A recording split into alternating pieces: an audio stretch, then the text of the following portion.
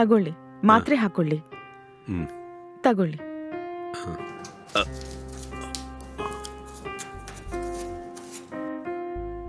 ತಗೊಳ್ಳಿ. ಈ ಮಾತ್ರೆನೂ ಹಾಕೊಳ್ಳಿ. ನೀರ್ ಕುಡೀರಿ.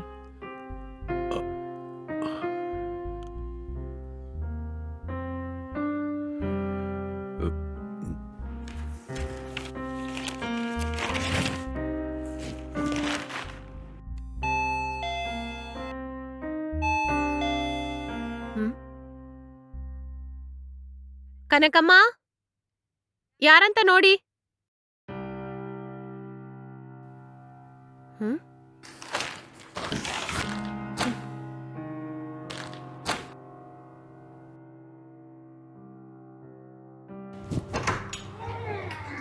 Hi doctor. Hi Nithya, how are you? Fine, please come.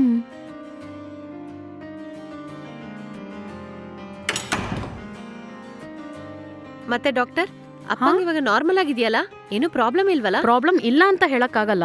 ಆದಷ್ಟು ಬೇಗ ಕ್ಯೂರ್ ಮಾಡೋದಕ್ಕೆ ಟ್ರೈ ಮಾಡ್ತೀನಿ. ಸರಿ, ನಾನು ಹೋಗಿ ಅಪ್ಪನ್ನ ನೋಡ್ತೀನಿ. Okay doctor, carry on. ಈ ಕನಕ ಎಲ್ಲೋದ್ಲು? ಅಪ್ಪಂಗೆ ಮೇಲೆ ಮಾತ್ರ ಕೊಡ್ತಾ ಇದ್ದಾರೆ. ಸರಿ, ನಾ ಮೇಲೆ ಹೋಗ್ತೀನಿ.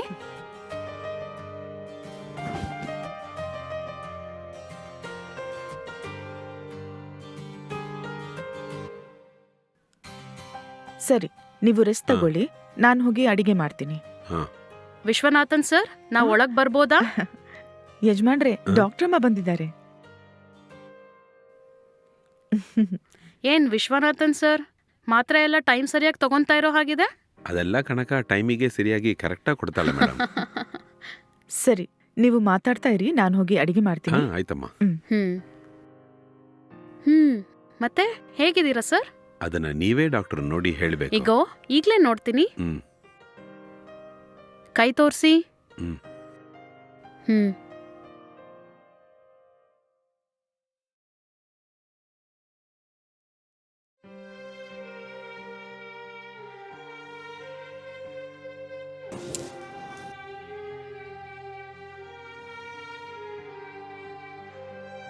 ಸ್ವಲ್ಪ ಉಸಿರು ಜೋರಾಗಿ ತಗೊಳ್ಳಿ.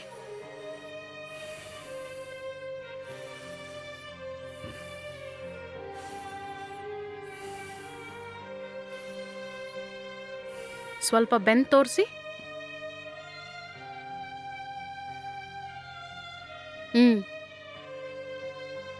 ನಿಮಗೆ ಯಾವ ತೊಂದರೆನೂ ಇಲ್ಲ, ಎಲ್ಲ ಕರೆಕ್ಟ್ ಆಗೇ ಇದೆ. ನಾನು ಕೊಡೋ ಟ್ಯಾಬ್ಲೆಟ್ ಎಲ್ಲ ಕರೆಕ್ಟ್ ಟೈಮ್ಗೆ ತಗೊಳ್ಳಿ. ಸ್ವಲ್ಪ ದಿನಕ್ಕೆ ಎಲ್ಲ ಸರಿ ಹೋಗುತ್ತೆ. ಡಾಕ್ಟರ್, ಹೆದರು ಅಷ್ಟು ಏನು ಇಲ್ವಲ್ಲ ಡಾಕ್ಟರ್?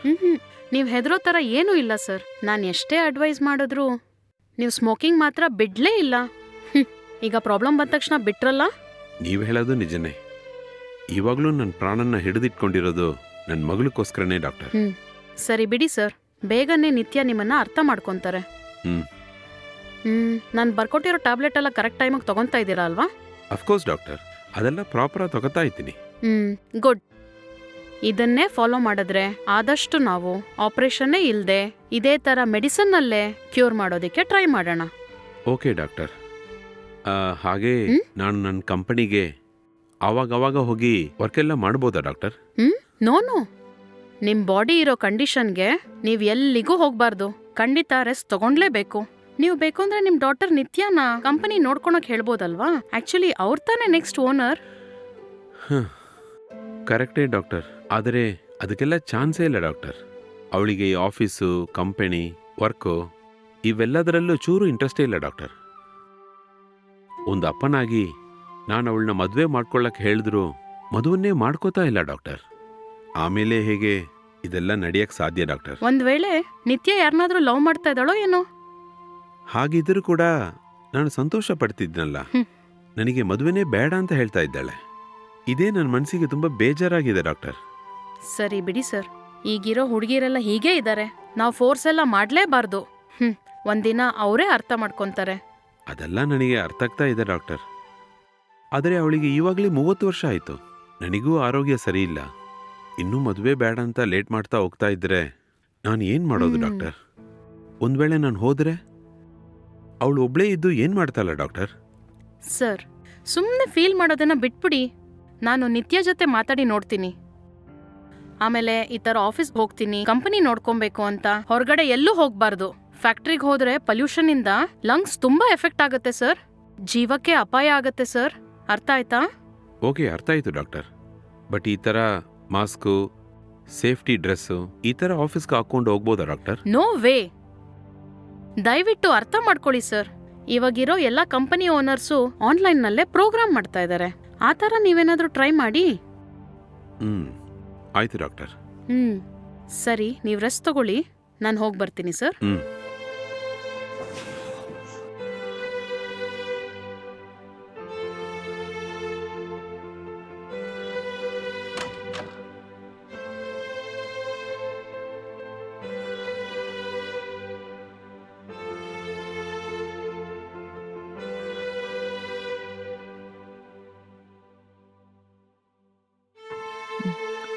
ಯಜಮಾನ್ರೆ,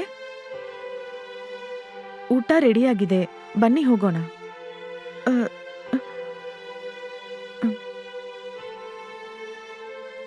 ಯಜಮಾನ್ರೆ, ಕರಿತಾನೇ ಇದ್ದೀನಿ, ಏನ್ ಯೋಚನೆ ಮಾಡ್ತಾ ಇದ್ದೀರಾ? ಹಾ, ಒಳ್ಳೆ ಕಾಲ, ನಾನು ಹೆದರ್ಕೊಂಡ್ಬಿಟ್ಟೆ. ಬನ್ನಿ ಊಟ ಮಾಡೋಣ. ಇಲ್ಲ ಕಣಕ, ನನಗೆ ಹಶು ಇಲ್ಲ. ಏನಂತ ಗೊತ್ತಿಲ್ಲ, ಬರ್ತಾ ಬರ್ತಾ ಹಶುನೇ ಆಗ್ತಾ ಇಲ್ಲಮ್ಮ. ಯಜಮಾನ್ರೆ, ಈಗ ತಾನೇ ನಿಮ್ಮ ಆರೋಗ್ಯ ಸುಧಾರಿಸ್ತಾ ಬರ್ತಾ ಇದೆ. 3 ಹೊತ್ತು ನೀವು ಎಷ್ಟು ಮಾತ್ರೆ ಹಾಕ್ಕೋತಾ ಇದ್ದೀರಾ? ಈ ಸಮಯದಲ್ಲೇ ನೀವು ಚೆನ್ನಾಗಿ ತಿನ್ಬೇಕು. ಬನ್ನಿ ಯಜಮಾನ್ರೆ, ಊಟ ಮಾಡೋಣ. ಇಲ್ಲ, ಬೇಡ, ನನಗೆ ಊಟ ಮಾಡಕ್ಕೆ ಇಷ್ಟ ಇಲ್ಲಮ್ಮ. ನಾನು ಯಾಕೆ ಇನ್ನೂ ಜೀವಂತವಾಗಿ ಇದ್ದೀನಿ ಅಂತ ಗೊತ್ತಾಗ್ತಾ ಇಲ್ಲಮ್ಮ. ಯಜಮಾನ್ರೆ, ಏನ್ ಯಜಮಾನ್ರೆ ಹೀಗೆ ಮಾತಾಡ್ತಾ ಇದ್ದೀರಾ? ಏನಾಯ್ತು ನಿಮ್ಗೆ? ಏನಂತ ಹೇಳೋದು ಕಣಕ, ಅವಳು ನನಗಿರೋ ಒಂದೇ ಮಗಳು. ಚಿಕ್ಕ ವಯಸ್ಸಲ್ಲಿ ಅವಳ ಅಮ್ಮನೂ ತೀರ್ಕೊಂಡ್ಬಿಟ್ಲು. ನಾನು ಅವಳನ್ನು ಎಷ್ಟು ಮುದ್ದಾಗಿ ನೋಡ್ಕೊಂಡು ಬೆಳೆಸಿದೆ ಗೊತ್ತಾ? ಒಬ್ಬನೇ ಕೆಲಸ ಮಾಡಿ ಒಂದು ಕಂಪನಿನೂ ಡೆವಲಪ್ ಮಾಡಿ ಇಷ್ಟು ದೂರ ದೊಡ್ಡ ಲೆವೆಲಿಗೆ ತಂದಿದ್ದೀನಿ. ನನ್ನ ಹತ್ರ ಎಲ್ಲ ಇದ್ರೂ ಕೂಡ ನೆಮ್ಮದಿ ಇಲ್ಲ, ನೋಡಿದ್ಯಾ? ನಾನು ನಿತ್ಯನ ಮದುವೆ ಮಾಡ್ಕೊಳ್ಳಕ್ ಹೇಳಿದ್ರೆ ಅವಳು ನನ್ನ ಮಾತು ಕೇಳ್ತಾನೇ ಇಲ್ಲಮ್ಮ. ಯಜಮಾನ್ರೆ, ನನ್ಗೆ ಅರ್ಥ ಆಗ್ತಾ ಇದೆ. ಅದನ್ನ ಯೋಚನೆ ಮಾಡಿ ನೀವು ಊಟ ಮಾಡದೇ ಇದ್ರೆ ನಿಮ್ಗೇನಾದ್ರೂ ಆಗ್ಬಿಟ್ರೆ ಆಮೇಲೆ ಅವ್ರು ಹೇಗೆ ನೆಮ್ಮದಿಯಾಗಿರೋದು? ನಿತ್ಯಮ್ಮ ಮದ್ವೆ ಮಾಡ್ಕೊಳ್ಳಕ್ಕೆ ನಾನ್ ಬೇಕಿದ್ರೆ ಒಂದು ಐಡಿಯಾ ಹೇಳ. ಐಡಿಯಾನ? ಅಂತದೇನೋ ಐಡಿಯಾ ಇದೆ, ಹೇಳು. ಅದೇನಿಲ್ಲ ಯಜಮಾನ್ರೆ, ನಿತ್ಯಮ್ಮನ್ಗೆ ನೀವೇ ಖರ್ಚಿಗೆ ದುಡ್ಡು ಕೊಡ್ತಾ ಇದ್ದೀರಾ. ಅವ್ರಿಗೆ ಬೇಕಾದನ್ನೆಲ್ಲ ನೀವೇ ಮಾಡ್ಕೊಡ್ತಾ ಇದ್ದೀರಾ. ಎಲ್ಲ ವಸ್ತುನು ನೀವ್ ತಾನೇ ಅವ್ರಿಗೆ ತೆಗ್ಸ್ಕೊಡ್ತಾ ಇದ್ದೀರಾ. ಹೌದು. ಆದ್ರೆ ಇನ್ನು ಮುಂದೆ ಅವರು ದುಡ್ಡು ಕೇಳುವಾಗ ನೀವು ಕೊಡಕ್ಕಾಗಲ್ಲ. ನೀನು ಮದುವೆ ಮಾಡ್ಕೊಂಡು ಸಂಸಾರ ಮಾಡಿದ್ರೇನೆ ನಾನ್ ನನ್ನ ಆಸ್ತಿ ಎಲ್ಲ ನಿನ್ ಕೊಡ್ತೀನಿ ಅಂತ ಹೇಳಿ. ಹೌದಾ? ಹಾಗೆ ಹೇಳಿದ್ರೆ ಇದನ್ನ ಕೇಳಿ ಅವಳು ಮದ್ವೆಗೆ ಹೋಕೆ ಹೇಳ್ಬಿಡ್ತಲ್ಲ. ಯಜಮಾನ್ರೆ, ನನ್ ಗೊತ್ತಾದ ಹಾಗೆ ಒಕ್ಕೇನೆ ಹೇಳ್ತಾರೆ ಅವರು. ಒಂದೊಂದಕ್ಕೂ ನಿಮ್ಮ ಹತ್ರ ಕೈ ಚಾಚೋ ಬದಲು ನಮ್ಗೆ ಬೇಗ ಮದುವೆ ಆದ್ರೆ ಎಲ್ಲ ಆಸ್ತಿನೂ ನನ್ಗೆ ಬರುತ್ತೆ ಅಂತ ಅವರು ಖಂಡಿತ ಓಕೆ ಹೇಳಕ್ಕೆ ಅವಕಾಶ ಇದೆ.